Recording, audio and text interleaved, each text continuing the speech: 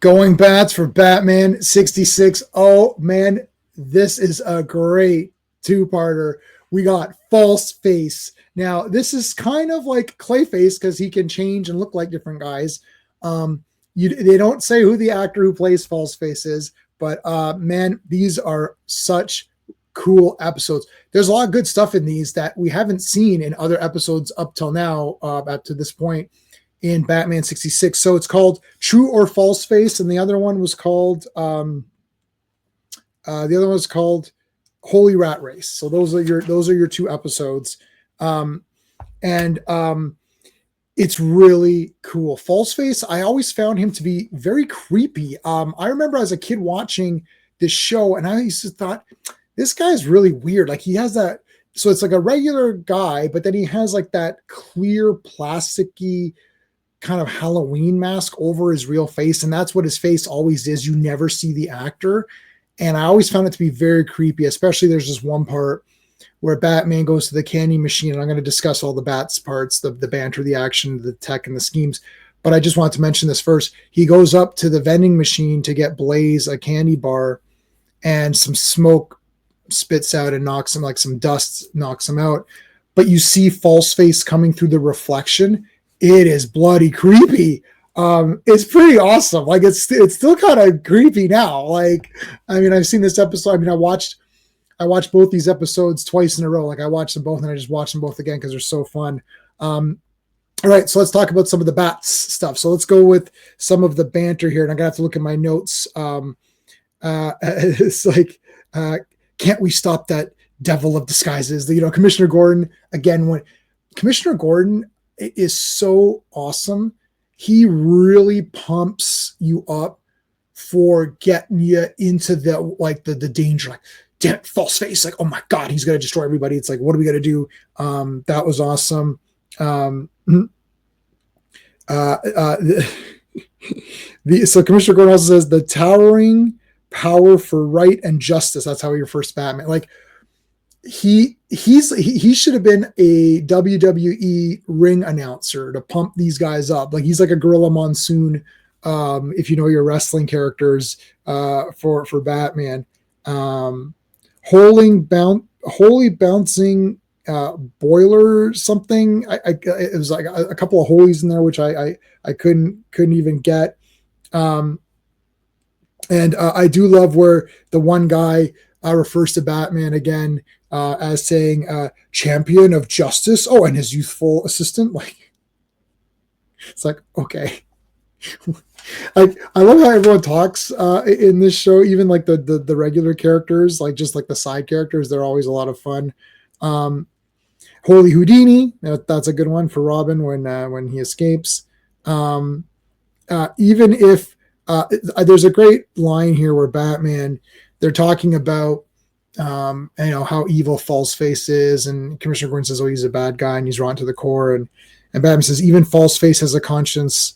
There's like some kind of good in him or whatever, and he, and Commissioner Gordon's like, yes, of course, I spoke out of line or whatever. Yeah, great stuff.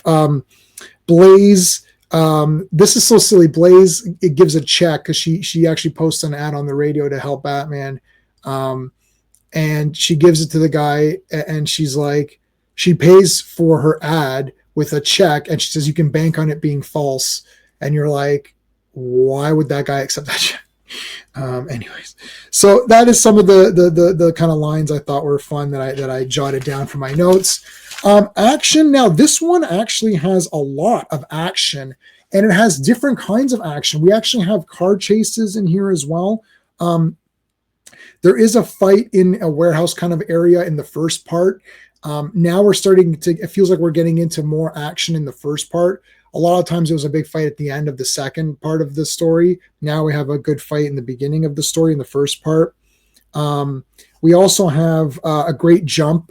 There's some good jumping out, like because they're on the top of this thing. They jump out down from the warehouse into the thing. Batman, Robin, they fight. They are captured. They capture Blaze. Again, this is like it's a bit of a weird format. Like you would have thought they would have been captured here and then they would have been in the death trap, but it doesn't happen that way. They actually capture Blaze, bring her back, pump her for info, and she says, "Oh yeah, let's go back to this a sort of subway station," and she's the one who outsmarts them by saying, "Oh, can you get me a candy bar?" He goes to the candy bar machine to get one and gets puffed in the face, and then she uses her hairpin to poof Robin and knock him out. And then they're trapped on the car on the rails, and they're going to get killed, and that's your death trap. But pretty neat because Blaze actually kind of caught them, which was interesting. A lot of the times the women are just there just to be there. This one, Blaze and Falseface are very distinct characters, and she does a lot, so that's kind of cool too. In the second part of this story, there's great like fisticuffs, fighting, smashing through windows. They're Falseface's entire sort of his entire not warehouse, his headquarters is in this like abandoned movie studio. So there's all this great like false fronts of like, you know, saloons or, you know, whatever. So there's a fight in there, but there's also a car chase. So there's actually motorcycles and cars and a lot of other vehicles being used. And you don't get too many car chases. I don't think you've seen any car chases up until this point. And that was really damn cool. And then Batman does a really cool thing where there's an inflatable Batmobile and it bursts and you just see kind of the frame outline of it, which is kind of neat. Yeah, and then he captures them, of course, and then there's a battle. There is some fun stuff with a dwarf actor, and that who's like kind of feisty, and he could fight a little bit, so that was kind of fun to have that in there. And he's fighting Chief O'Hara and stuff like that. I like Falseface's gang. There's the trick of Falseface has broken into the vault. I'll get to the scheming in a second, but he breaks into this vault and then his guys are just automatically there. He whistles for them and then they just show up and it's like, well, how are you guys there? Like, didn't anyone notice you? It's like, no, we've been here all night. It's like, okay, that's weird. Let's talk about some of the amazing technology that we have here. Well, Falseface firstly can change his appearance and clothing very quickly. Falseface also has vehicles. He's got that van, like a fake kind of Brinks truck van. That's neat. He's got motorcycles. He's got lots of different vehicles at his disposal. There's Falseface has this inflatable, or Blaze has this, or was it Falseface? He had this inflatable cape that was kind of neat, that blocked their path. That was pretty neat. What other cool vehicles or other cool tech was there? There was there was the powder. So various forms of powder that puts you to sleep. So Blaze had some in her pin. Falseface has some. There's some in the machine. So there's the rigged machine, of course, as that's also your technology. There's, of course, the Bat Analyzer. We've seen that. There's the quick cement. So Falseface has this cement that hardens very quickly, traps them to the train tracks. There's the Bat Radio in use. And we see that Batman has a little thing in his cape where he can go like this and like pull it.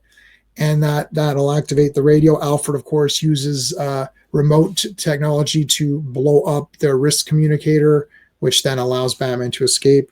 Batman has a television. It's clearly labeled television. I thought that was very funny.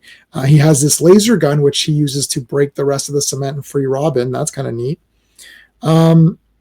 There is, of course, I mentioned the inflatable Batmobile that exploded, and then there's an outline of it left. I mentioned that earlier. Falseface has lots of missiles and rockets. So he was pretty good. Like, Falseface was actually like pretty damn awesome.